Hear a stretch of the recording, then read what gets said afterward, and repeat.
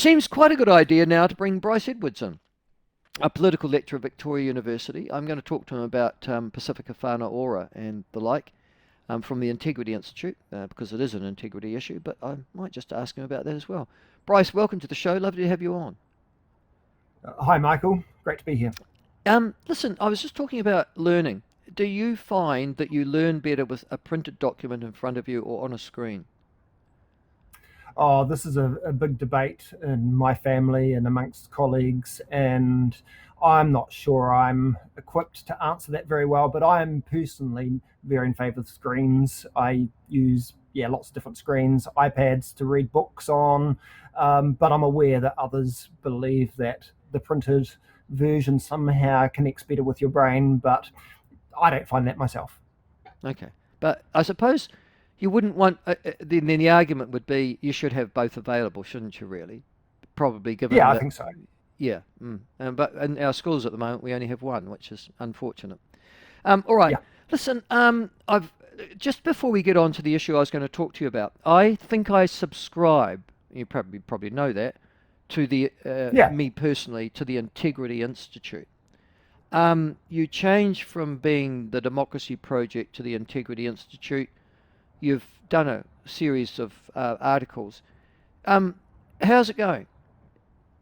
Oh, look, it's going pretty well. Setting up a new organization is always tough. And, Michael, I'm traditionally an academic. And so I'm sort of transitioning from being an academic where I've done a lot of political commentary and I try to always be not neutral, but non-partisan. And I try to look at things from the different sides and, try and bring in other insights that aren't my own into debate.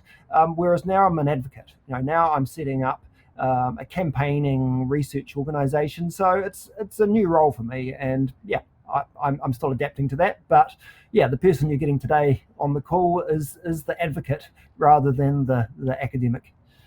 Okay. And the thing that we're going to talk about today is Moana Pacifica, and the Yeah. owners of, which is a rugby team and a rugby franchise. Just to explain, we have, oh God, is it 11 rugby franchises now in the Super Rugby team competition? Look, Two of them are I, Pacific. yeah. Yeah, carry on.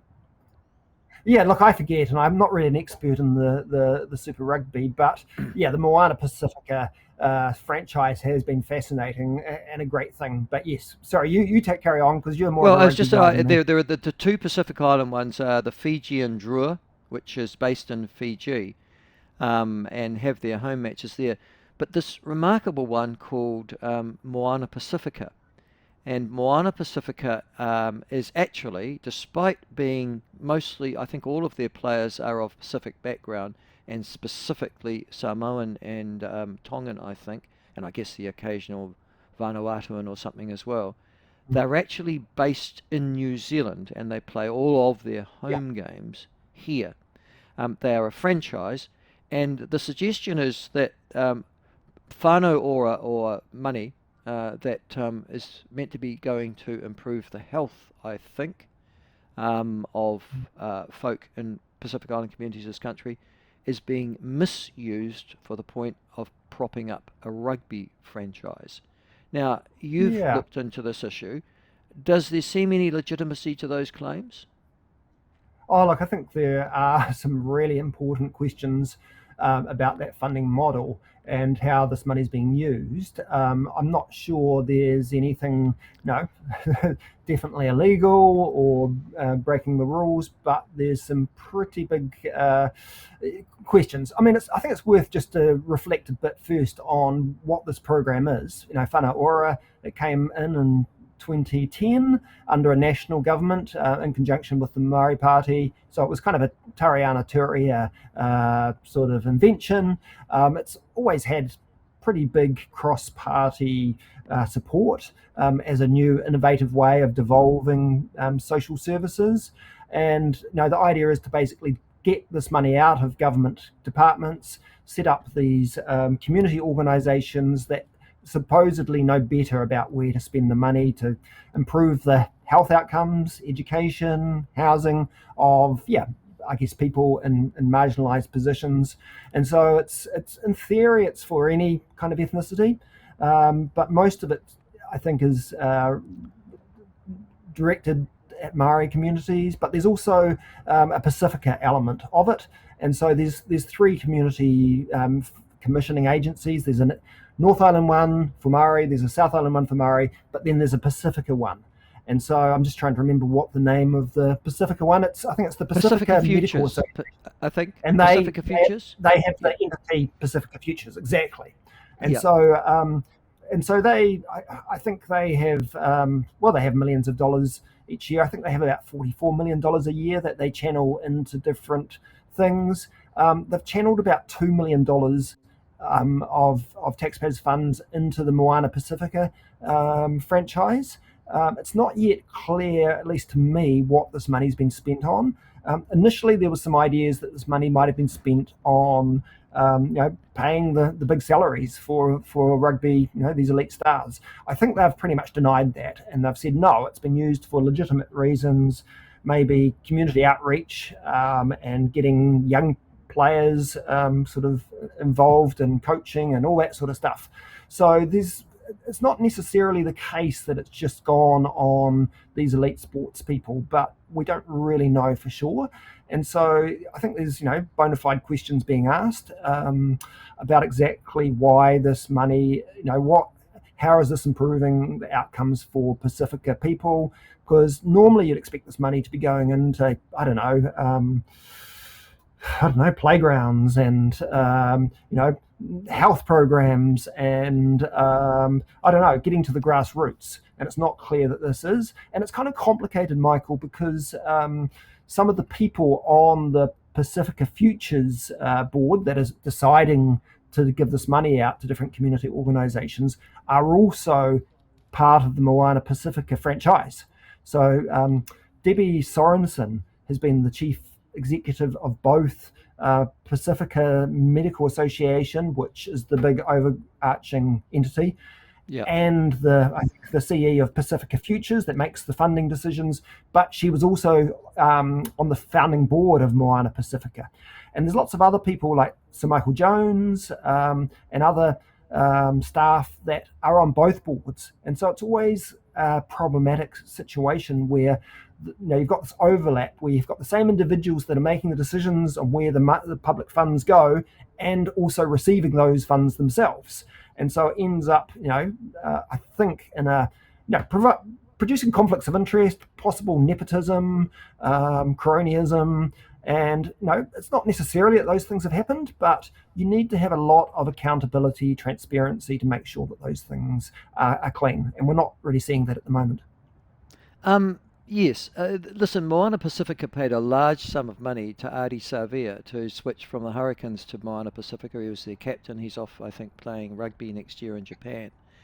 And there are question marks about that. I think in the initial response that came from Moana Pacifica, the rugby franchise, and certainly the Whānau Ora group that were looking after them, Pacifica Futures, they admitted that money was going into Moana Pacifica. Yeah. They said it was money well spent.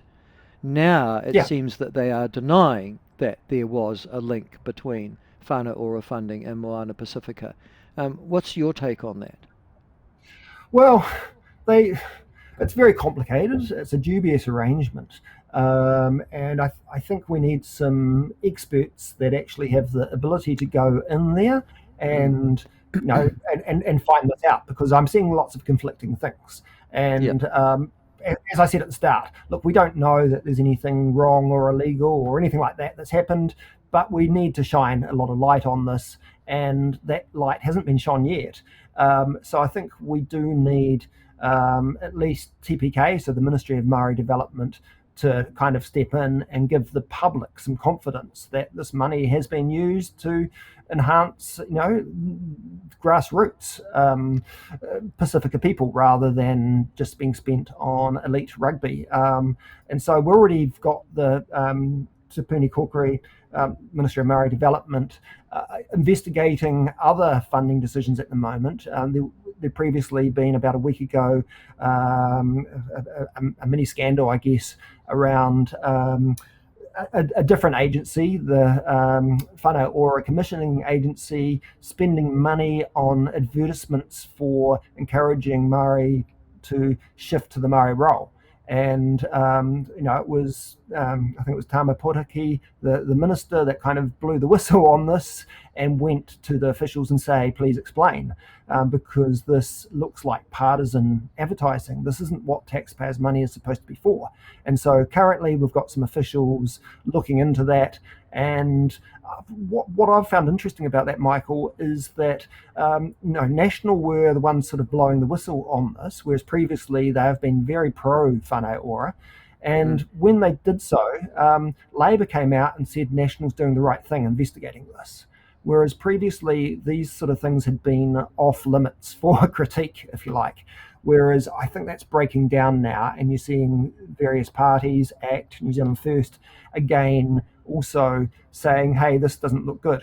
Whereas previously everyone was positive about Whānau Ora across the political spectrum. Yeah, listen, the thing about Whānau Ora, though, is that I've never seen any evidence that it's working. So in terms of an independent assessment as to any of that funding is on an annual basis, improving the lot of Maori and Pacific communities that it's aimed to improve. Does that worry you as well, that there isn't that kind of impartial and objective assessment?